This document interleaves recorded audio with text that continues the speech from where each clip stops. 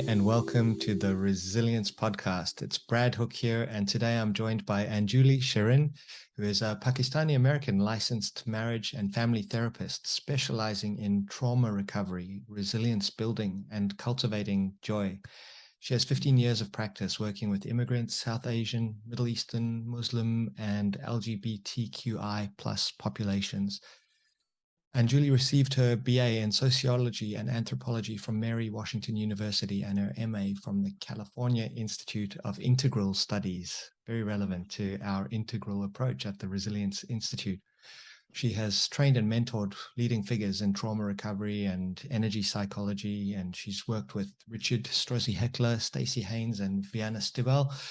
In addition to awards for academic excellence and community service, Anjuli received the 2007 Emerging Leader Award from the eWomen Network and has been featured in O Magazine as a finalist for the O Magazine White House Leadership Project.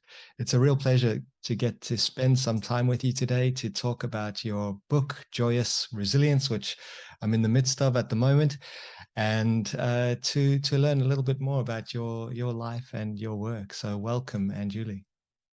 Thank you so much, Brad. Yeah, I'm really excited and honored to actually be on the podcast and to connect with you and all the listeners of the Resilience Institute.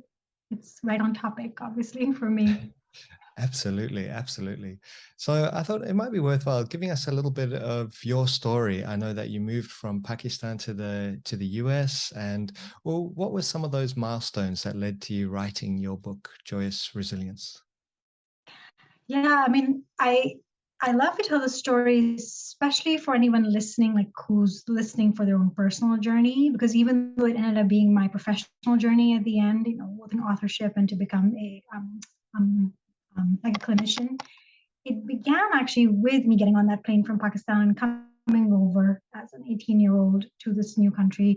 And all those things, if anyone's harkening back to being 18 to 22, where it seems like, at least for me, it's that raw time where you've left home and you think you know what you think you know what you want and need, and you're out there, and at the same time you really are so young, I think, developmentally. And at least for me, the missing parts of my education, the parts that I really wish were standardized worldwide, right, like from kindergarten onwards, were understanding what was actually happening in my insides.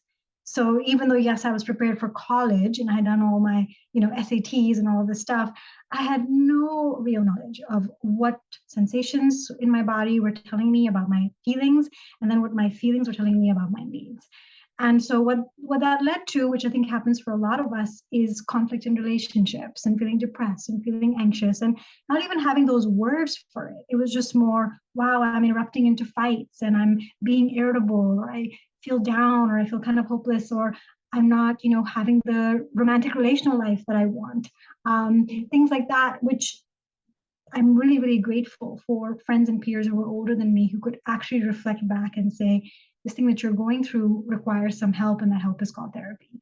And then the joke is, because I did come from a culture, a South Asian culture, though I think this again can be true worldwide as well, depending upon age and generation, therapy was a pretty taboo subject 20 something years ago. Still, it can be, and so I remember hearing that reflection and actually feeling quite offended at the time. Like, I don't need this. Why are you even saying this to me? And then, like I said, thankfully being surrounded by peers who really were more exposed to this, walking into that first therapy session was, without any hyperbole, life changing, right? Because walking in an air, realizing I can empty my heart out and just like actually saying what's on my mind without fear of judgment, without fear of like, this person is so close to home, they're like a family member or something like that, where like automatically I'm going to be stuck more with what they need from this issue versus me. It was such a huge relief to empty out what was happening inside. And then truly after that, it was a journey of learning. I said, if I listen deeply, especially from a somatic level, especially to sensation, especially to emotion, I will understand what's actually happening for me. And then that will translate into shift in behavior, choices I make, intentions I set, requests I can make, boundaries I set. I mean, that was life-changing transformational knowledge for a young 20-something-year-old. Mm-hmm. It empowered me in my personal life, but it also empowered me in my professional life. Because all of those skills meant I could actually advocate for myself, take care of myself, know what I needed in the workplace and start to rise in that level as much as in my personal life. And then obviously being exposed to that in individual therapy and group therapy also meant like I couldn't think of any work that I wanted to do more than that in terms of like watching people come alive and watching people feel free. It really just felt right that like that was the path I wanted to follow. And the book, I'm sure we'll talk about it more, is the journey, like now it's actually been 18 plus years of doing individual and group therapy work, taking all of that and going, how do we cultivate joyous resilience? What is that path? And that's where the book comes from. But it's a very inside journey. Yes, and it's amazing that having discovered therapy for yourself, discovered this self-awareness, it prompted you to start looking at ways to support others. That's that's such a critical moment in your own journey. Personally, having changed countries at the age of 19 from South Africa to the UK, I wish I had known some of this stuff back then, because it seems like life happens to you and you have not much control over the outcomes. And there are these strange things called strong emotions bubbling up beneath the surface. And it's all a little bit of a mystery at that age. It really is. It is. It's Yeah. very, very beautifully said. And I think often a mystery, because you don't even realize that the mystery is happening, you just think that's life. And Yeah. especially if you see your peers also go up and down and no one's talking about it, it seems like this is how we do it. Or if in your family of origin, you also saw older people having emotions go up and down, but no real solution, actually just implosion or explosion or suppression. It's very hard to know that there's something going on that actually could be different. And that you're actually suffering, not living, but actually suffering. Yes. And there is something to be done for that suffering. Tell us a little bit about the cycle of suffering, and particularly, what are you seeing with younger people nowadays? Is it increasing in now that we have all of this exposure to technology? That's a good question. I mean, I think for sure what seems clear to me is what is increasing is maybe the form that's producing that cycle of suffering. And I'll talk about that in a minute, right? But obviously social media, both wonderful in some ways in terms of connection it can offer, and then like anything, right, like you have to look at the light and the shadow, and the shadow of social media feels like it's a arena in which that cycle of suffering is really playing out. So for folks who are listening, that process that I went through and like what I break down in the book is what is the opposite of resilience. And so it's not necessarily a lack of a trait in you, like, oh, you don't have enough grit. Oh, I mean, it definitely could be maybe you're not so flexible in your thinking, or maybe you've not been so like creative or like adaptable. But that's not necessarily about an innate lessness. It actually is about a process that I would say majority of us could relate with. And the process is there's three parts. So if you imagine a circle, at the bottom of the circle is what I'm going to call your vulnerable self. And that's your insides. It's your feelings at any given moment, right? And you might be feeling sad or anxious about something or lonely, all of that. And again, think about now teens. Going back to when I was a teen, I don't think it's changed. When we're teenagers, emotions are at major high in terms of how we feel them, and insecurity is also at a major high, which is appropriate. You're learning, right? Who are you? And you're usually learning about yourself vis-a-vis your peers, and your peers are also feeling pretty insecure about themselves. So the vulnerable self is pretty activated. Who am I? Am I enough? Gosh, I feel anxious. So many new things to explore about my body, sexuality, what's coming next. What happens next is really important, because when that vulnerable self is responded to by either criticism, so that's the second player in the cycle. If the voice that comes in goes, what's wrong with you? Other people are way cooler. Other people know what they're doing. They don't have these issues. Look at that person on Instagram. She's having a great life. Look at how she looks. She or he or they obviously don't have any flaws, so to speak. So that kind of criticism that comes in and puts one down, judges, it's trying to protect. But unfortunately, the result is that it actually makes this vulnerable self that started off anxious now start to probably feel pretty helpless, even more shame, and start to actually go the opposite of resilience, start to go towards despair. The second voice that can come in is the voice of neglect. So either I have a critic on this side or I have a neglector. And the neglector is the one who will basically turn their head away from this pain, which is understandable. This is a lot, no matter what age you're in. We're going to want to get away from this by saying, oh my gosh, let me just scroll more on media. Let me just get busy proving, achieving, buying, doing something. Addictions come in this category. Benign addictions, like I'll just binge watch Netflix all day, or like I said, like be on Facebook or Instagram, all the way to drugs and substances and things like that, right? But people pleasing, one of the other benign drugs, but very Yes. rampant, right? So nothing's happening with me. Tell me what's happening for you, because maybe if I please you, I will then be able to get that thing that I need, which is really the assurance that I matter, the assurance that someone cares about me. But I don't know how to give it to myself directly. I need to get it by basically stifling myself. When I do that, it might work for a while. I might zone out for a while. I might feel a little bit better because I bought something, or I, went for that next job, or I have a dream. But unfortunately, later on that night or a few weeks down the road, that feeling of anxiety, am I enough? Do I matter? Gosh, I don't feel good. I want this, comes back up. And it's its job to come back up. Like the vulnerable self is doing its job. It's telling you something's bothering me. It's just that then again, criticism, then again, neglect, basically means that we start to feel non-resilient, and we basically start to go into despair and helplessness and shame. And that's the cycle of suffering. And I would say that, of course, Instagram and Facebook, social media are a hall of mirrors. You walk in, you bring this thing that you have inside of you, and then if you have a critic sitting here and a neglector, they're going to take all those images, all of that stuff, and basically give it to you in the form of criticism, judgment, more reasons to lose yourself. And that's when really the model talks about what I learned, especially in that first half, of my 20s, was what are the antidote inner archetypes that we have to cultivate that let us actually feel resilient? What's going to make this vulnerable self go, I can do it, I can get back up, I'm okay, I can try for new goals, it's okay for me to make mistakes. It's the counter of these voices. And the counter of the critic and the neglector are the nurturer, which literally is, if the neglector is turning their face away, the nurturer is turning their face towards. And it's going, I am going to learn the skill of being with you and saying, it's okay what you're feeling. I'm going to learn how to tolerate what you're feeling.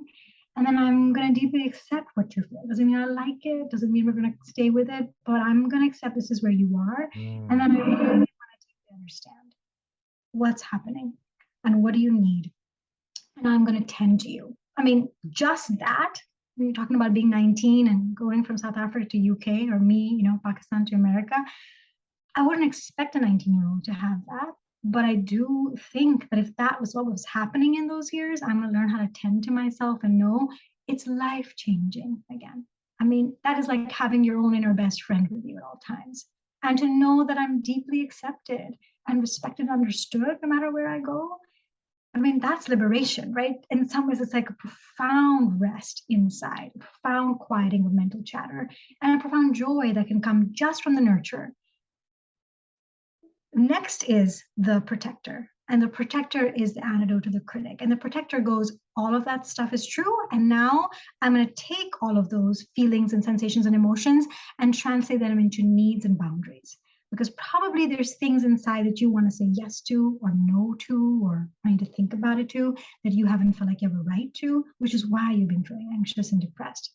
So having that voice that goes, no more criticism, you don't deserve to be spoken to in this way. Let's have a boundary on what images, going back to Instagram and Facebook and the news even, right? Let's have a boundary and a limit on what we're taking in. Let's make sure that we have some logical understanding of this is not reality, right? Like what reality, what values do we want to live by? And then this can feed that, but it cannot come in as a source of more pain. Pain, and it's like lies, basically lies and like distortions. I'm going to put a boundary on that. So the protector and the nurturer, if you have those on either side, just even saying that, I can feel my own body start to feel a little bit like, okay, I got two really important, kind of parts of myself, or two really important comrades with whom I start to feel more bolstered. It should be no surprise that if you have these two talking to you, that vulnerable self you started with will start to feel a bit more resilient. And then a couple more things I talk about in the book, which I do want to share because people don't think of these, are in these times of profound pain. I think, again, for young people are coming into a world where we don't know how long the world will exist and how. I mean, they're confronted with climate change. In the US, rise of fascism, basically. Like politically, things are really hard, and we don't want to turn our face away again in that neglect. So the soul self is a part that I added to the model because I realized that it doesn't have to be religious, but it's more an idea of larger community, social movements. It could be spiritual, it could be nature, but how do we turn to, it could be imaginal, it could be myth. How do we turn to something larger than ourselves to the very large systemic issues that actually are causing a profound sense of helplessness and hopelessness? And this, I would say, worldwide, and I would say professionally and personally, and that like workplaces also have to rise in knowing we are affected. I mean, COVID really showed us that, right? Like we are affected by larger world happenings, and we need spaces, even if it's just a collective that comes together and says, let's talk about this, let's hold this. And then the resilient self is the fourth part of the model that says, and let's not just do it through talk, but we learn best and process things most when we include our bodies, when we include sweat, dance, creativity, art, song, music, storytelling. Like we have so many ways to access our life force and to process this pain. It does not have to be. And again, this is a very big thing for young people. I'd rather you do a dance video on TikTok and you get out so much of your pain. You realize you can come together and produce joy in a way. Like that's its own way of coming together in a movement and making change and feeling like you can have power. Like there's lots of ways to harness that life force and that joyous resilience when you bring in these four figures. So nurturance, protection and boundaries, the soul self, something larger, and then the resilient self, which is joy, creativity, rest, play, and pleasure. And that's the model. When you're responding to yourself with these archetypes, again, it's not rocket science that one would feel more resilient. Yeah. What an answer. I think we're going to have to do a second podcast because I I would want to love. dive deeper. No, it's what a fantastic answer. And I really like that idea of, so many of us play the role of the nurturer or the protector, but never for ourselves, for others. And adopting that mindset of applying the same principles to yourself as you navigate your life it's powerful.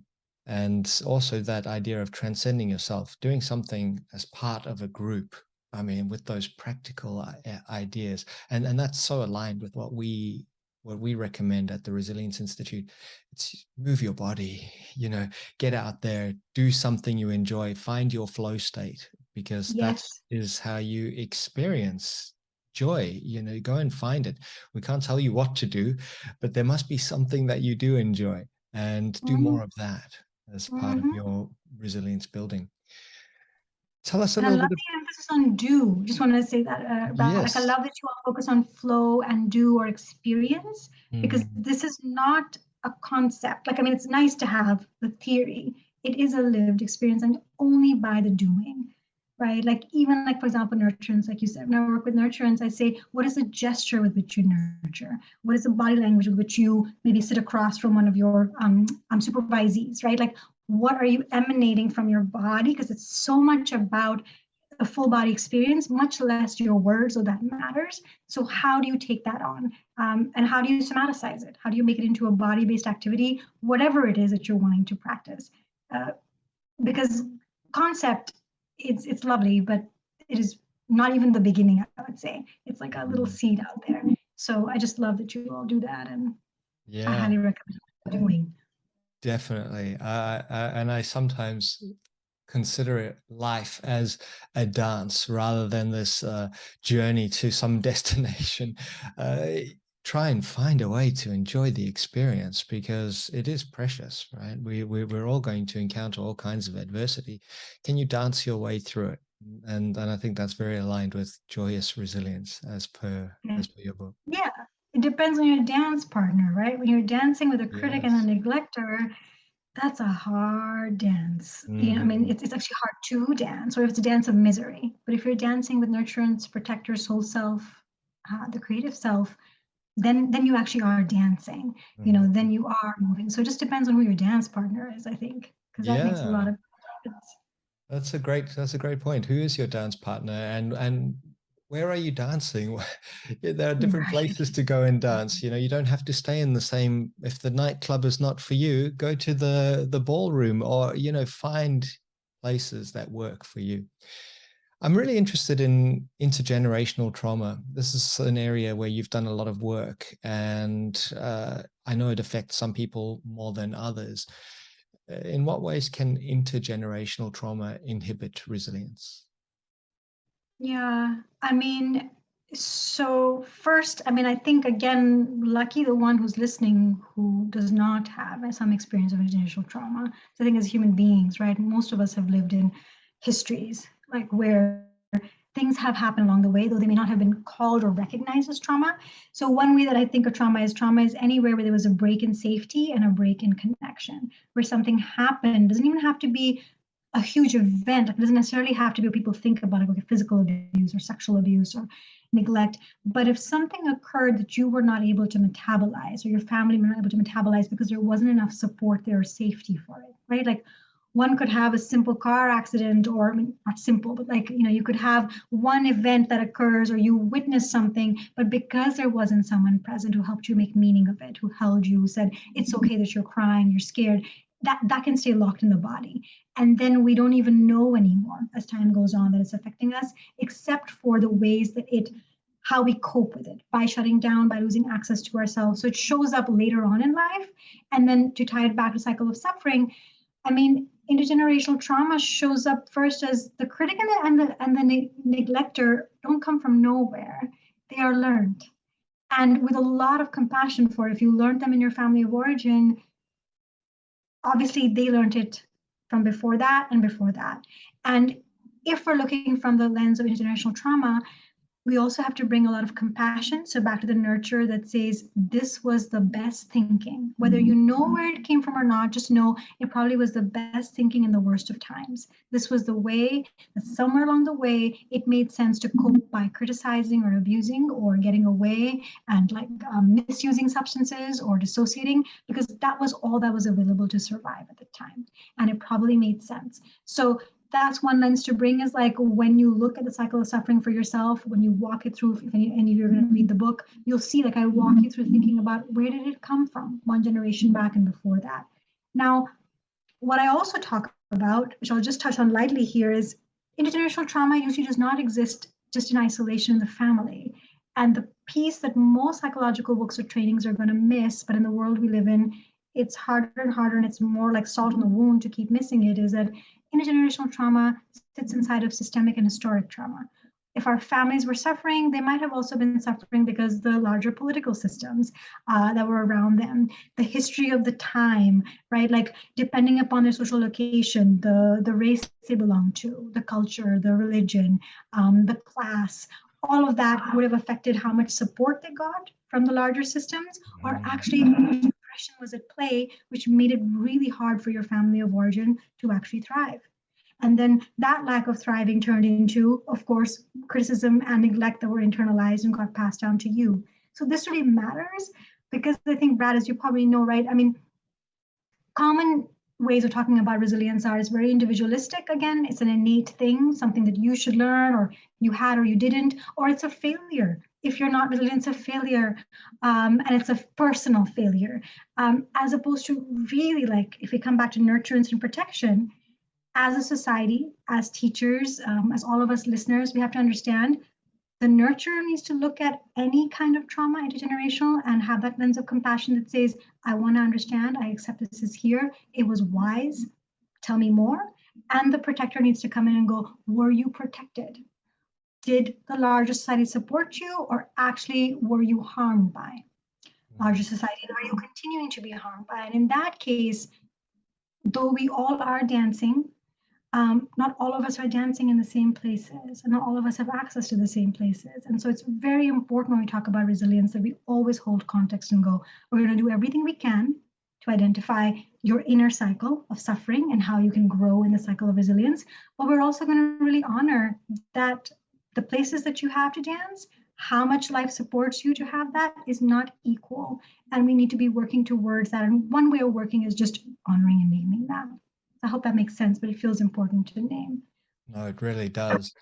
One A quote that always stands out to me is by Dr. Robert Sapolsky, and I think he said something along the lines of, to understand why humans behave the way they do, look back 10 seconds and 10 million years, That's right. because there is so much complexity that's carried across generations. So Uh-huh. many behaviors are embedded and transferred, and this happens to us all the time. I can only imagine how much of what I do day to day was influenced by my great grandparents, people that I don't even know.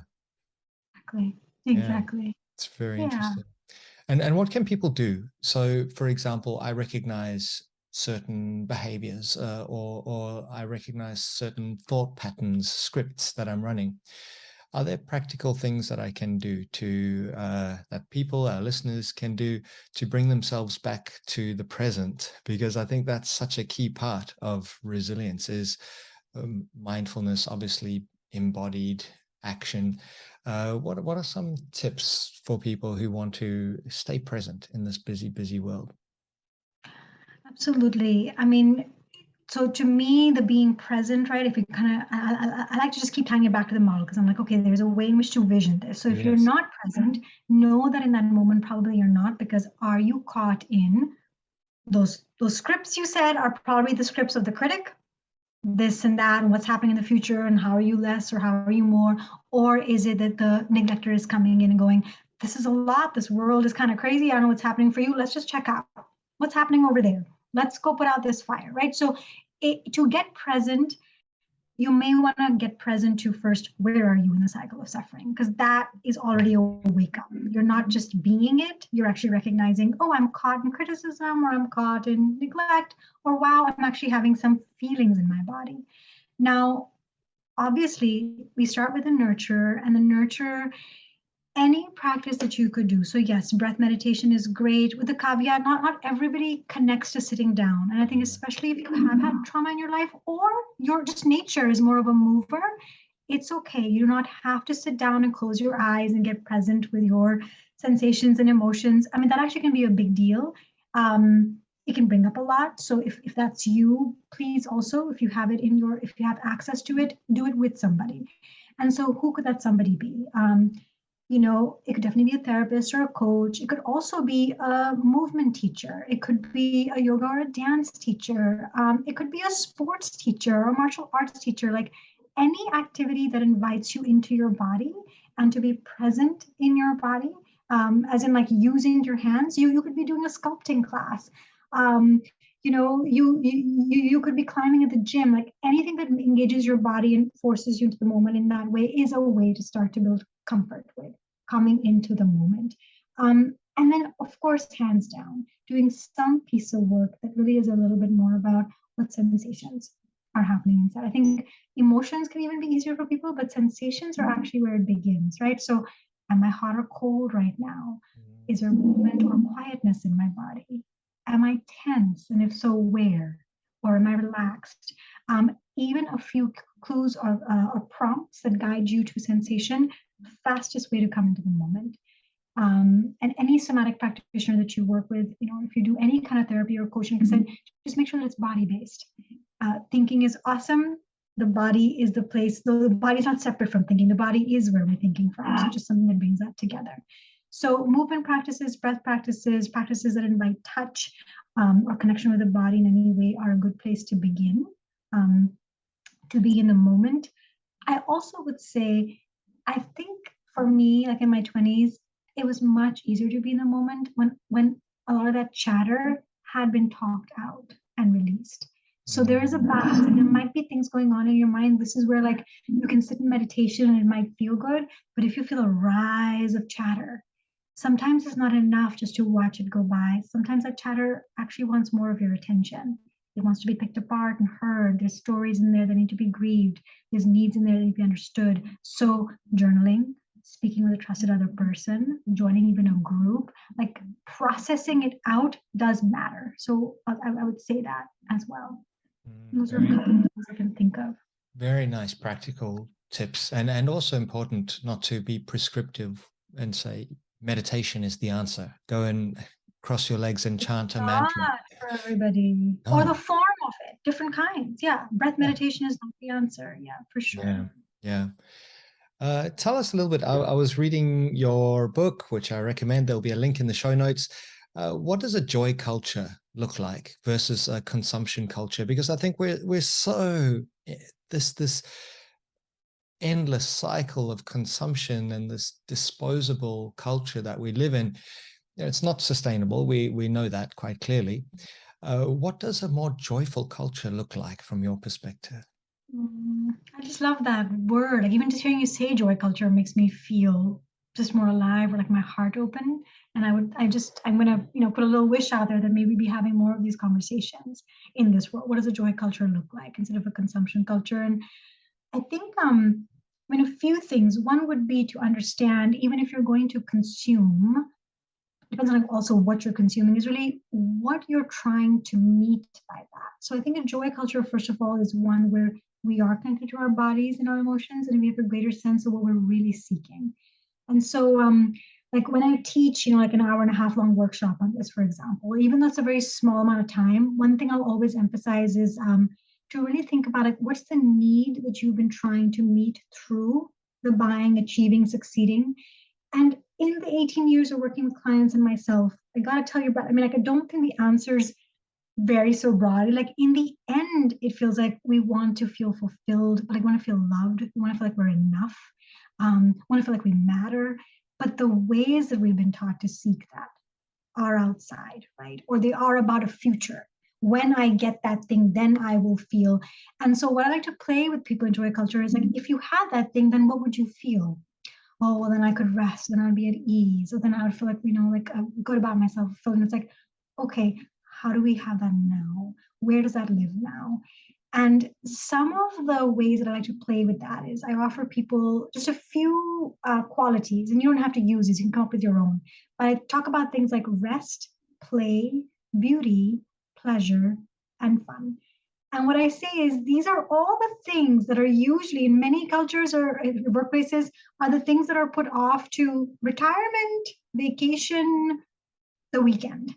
And even though in the end, if I know that I can deeply rest, if I know that I can be at ease, if I can actually be in this moment of beauty and let it touch me, if I can be with the one I'm serving right now and let it go all the way in, like our interaction, like even this conversation with you, it's like you and I are here right now. This is all that matters. If I can be here in it and like deeply enjoy it by breathing, by taking you in, by taking in everybody who's listening right now, understanding like, gosh, like, I'm living on purpose. How incredible that I get to speak about this in this moment and you're listening and you're with me. Like the more I can be in my body and through my sensations take that in, the more that I can actually give that meaning and let it come all the way in, the more that I can actually relax my body in that moment, even allow the play in it, all of that satisfies, all of that fulfills, all of that brings a joy. And then in the aftermath, it's letting it come in, letting it be enough. Like actually letting myself say, like, even if I never accomplish anything else, I will still always have somebody nurturing me, letting me know, that I'm loved. I will always have someone on my side who's like working with me to make sure that I'm not overextending myself and I'm really living, connection with like my values. I will still get to walk outside. How lucky and like be with the trees and with the birds and with nature. That's why it is important to, I think, have things that have nothing to do with your work, that have just everything to do with being in our world and being present with the beauty of our world, just the mystery and the wonder of our world. Watch ants walking down and like how they're working with a crumb. Look at like ladybugs. Be with something outside of yourself to bring you back into this moment, what matters. So joy culture will intentionally talk about the real things that you're going after and look for how to experience them in the moment and not actually put joy or your selfhood in things that are yet to be accomplished or done. It is going to come in the nurture and go, you're enough already. You don't do anything else. You just sit here, you're still loved, you're enough. And that takes a lot of unwinding of messages, a lot of practice. I think a lot of modeling from each other and going, I'm not enough because I wrote a book. I am not enough because my clients, I'm just a human being. We're all human beings. I get to feel good in my body. I want to be able to feel that. I want children to be able to feel that without having to do anything. And that comes from our messaging, and it comes from what we choose to prioritize in our life. So I think resting, sitting. Yeah, I completely agree. And I think so much of the time we wait until that holiday. Well, Yes. you know what? At the end of the year, I'm going to have a break and I'll find meaning in that break. And then we go on the holiday and it's stressful because you haven't been connecting with your family for an entire year. You don't know them very well anymore. Your Yourself. values might not be aligned. You don't even know who you are. What do you enjoy? And it's forced and maybe a little bit awkward, and you finish that experience going, well, I don't want to do that again, so where else will I where else will I find meaning? I speak from experience. And Understand. Yeah. it's I think it's really important to do this every day. It's not just something you leave for the weekends to No. have these moments of joy. Enjoy it in an experience such as this, where you're connecting with someone. We've been calling it performance with care. For so long, resilience was all about performance. You know, how do I Wow. elevate my performance? But the missing component, and elite athletes know this very well, is you can't sustain high performance without care for yourself and hopefully others. Well, yeah, I mean, the point is, if this is how you're responding to you, then A, how could it not translate into what you're doing with others? And then to your point, many of us are doing this to other people, but we have forgotten how to turn it to ourselves. So this is in the book. I mean, it is an internal model, but it's very much also a relational model. And as I talked about, it's also a systemic model. May we govern like this, maybe have politics like this, maybe, like whatever movement we belong to, we're saying we start with nurturance and care, because you can't sustain living in life without acceptance, without being with where you're at and meeting that. And yeah, I mean, I don't think most of our bodies past our 20s, maybe or early 30s, or I don't know, can survive. Every day is about achieving and producing. And then some point I mean, if nothing else, age is going to catch up to you. I'll say, and it's going to tell you, and you're not able to do that anymore. And there's going to be a cost.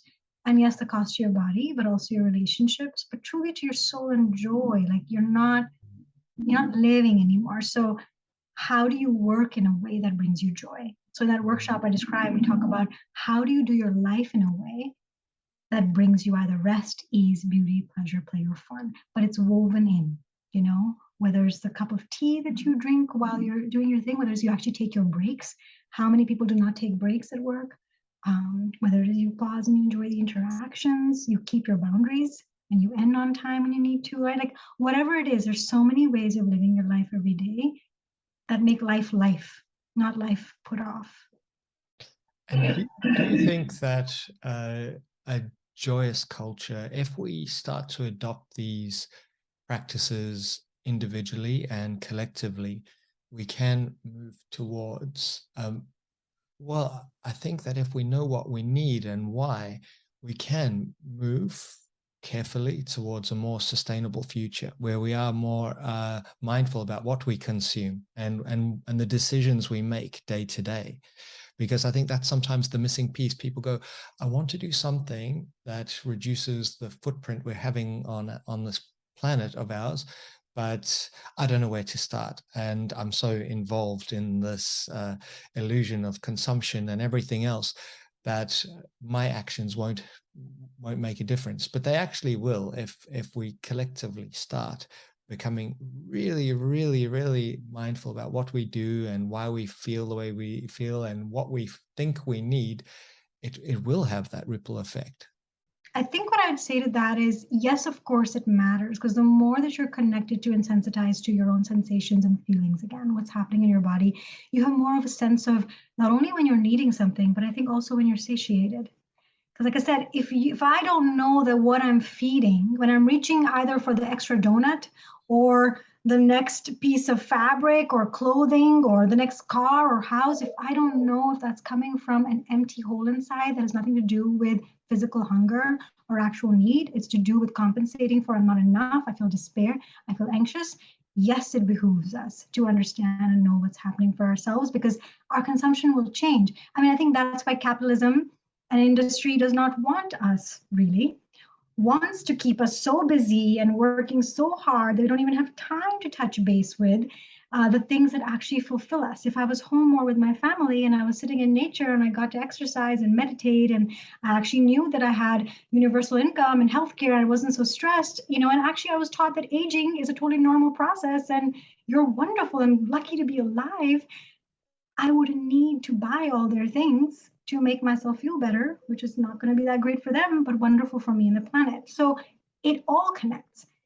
One caveat I will say though is I do think the onus gets put on individuals again by industry, saying, if you just consume something different, that's why the planet is falling apart. And I think the truth is for that, for like climate change, for what's happening in our world, joining movements that actually push back on industry, that push back politically, that change laws, that's one place to actually galvanize and feel that resilience.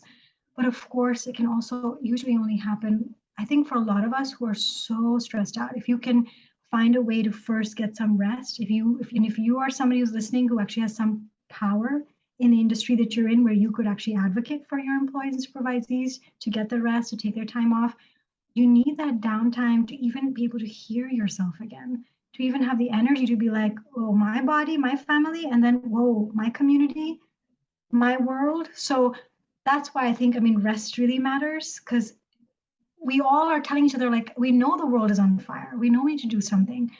We don't talk about how burnt out majority of us are. Like, truly, because of a lack of, because the systems have burnt us out and it's working to their advantage. So if any way we can leverage our power to permission ourselves to rest and recover, then we can leverage that towards movement work and change. Anyway, I love that question.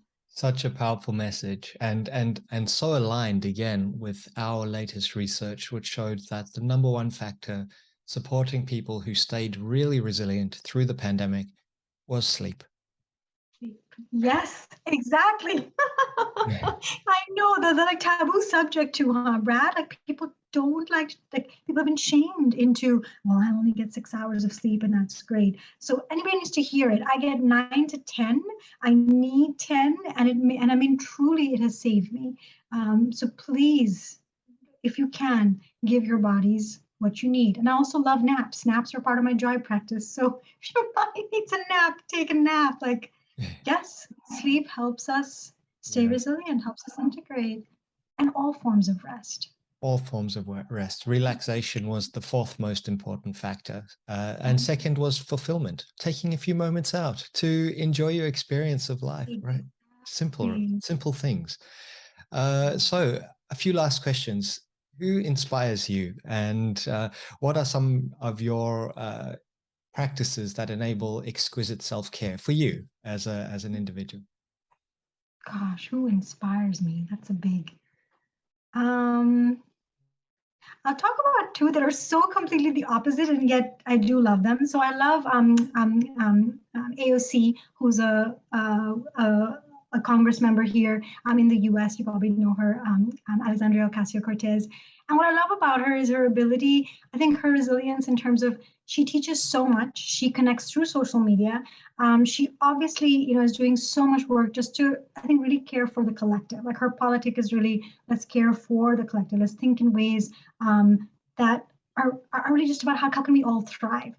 What I enjoy is her sense of humor. I enjoy how she engages with a lot of polarization, but like shows how you can be playful and creative and engaged and heartfelt. And I think, in that way, she really moves me and inspires me and gives me a lot of hope, like to see that spirit out there. It calls on that part of my spirit and goes, I want to stay engaged in this world. I want to keep finding the flames of hope. So I really love her.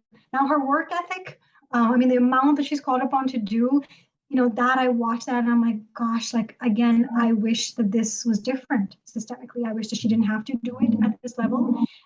So on the other side, people who inspire me, I have this one woman I've been following recently. Her name is Susan Branch. She's American, but she's probably in her 70s. So it's a completely different demographic from me. Not anybody that I would have ever known or aligned with. But Susan writes this blog where she talks about the moons that she saw this year and how beautiful they were, and the sunrises that she caught, and how she hung her laundry on the line, how beautiful it looked, and the flowers that came out. And she loves to have tea parties and, like read books and watch old movies and music. And every morning I wake up recently and I have my breakfast and I read some of her blog and I play this old-fashioned music, and it just creates this mood and it reminds me of the things that give me pleasure. And I think it makes my nervous system feel safe. It totally drops me into like that's a model of what do I want to look at today? Where is wonder coming from?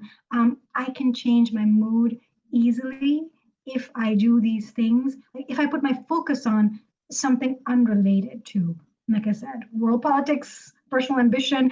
My focus is on where is there beauty and delight and pleasure and play around me. And so she's been just such a wonderful model, and I love that. She's also very politically active and she's a writer and she does all these things, but she's very much in living life every day and like being present for those little joys. And I can't think of a better thing to model in this world. So Amazing. so, I can't wait to check that out. She sounds incredible. such a Yeah, I love those moments of strong. wonder each day. Isn't that something to aspire towards? Find something that makes you curious or that gives you a sense of awe. Yes. Oh, I love that. Yeah, curious. That's so much fun. Go down a rabbit hole of pleasure and play and just learn something unrelated, but reminds you why it's fun to be alive. Yeah, Mhm. sure. That's Um, wonderful. And any last thoughts for our audience who will most certainly connect with you? Find your book link in the show notes. Any last thoughts before we sign off? We've spoken for longer than planned, and it has been an absolute pleasure. oh, thank you. I've loved talking to you too. It's really fun to talk about these things. So important. I think I guess it's just for some reason I feel like saying from my heart, like I want to send a lot of love out to everybody. We have all been through again the same storm, different boats through the same storm, but the same storm. And it's been very hard few years. So it just we don't talk about tenderness, I think, in work culture. I just feel like we remove the heart sometimes from our professional lives, especially. And I would love to bring the heart back in as part of joy culture and say, like, I just want to send out tenderness. I want to say we're all much more the same than we are different. This model I'm describing, like I'm rooting for you in terms of nurturing yourself, and I'm rooting for you in terms of those boundaries. I'm rooting for you to play and rest and pleasure, even if it brings up guilt, work with that guilt and take it back. Um, we really need each other, we really need to be deeply caring for ourselves so that we can have that energy to come together. Um, and also, if you are here and listening to this, how incredible and how wonderful and how lucky for all the people in your lives. And thank you, Brad and Resilience Institute, for having this. Also, for a final practical tool, I think, Brad, you'll link to this. Everything I talked about today, there are 9 free guided meditations. So I'll walk you through these archetypes and connecting them for yourself. So if that's of interest to you, I hope that you'll make use of that as well. This was such a pleasure. Thank you so much, Anjuli. I've learned a lot, and I'm sure our readers have as well. And thank you for all the work that you're doing. It's really wonderful to have people like you out there. So I Thank appreciate you, it. likewise. Thank you. We'll see you next time. Thanks everyone for joining the Resilience podcast, and I look forward to seeing you in the next episode. See you, Anjuli. Bye.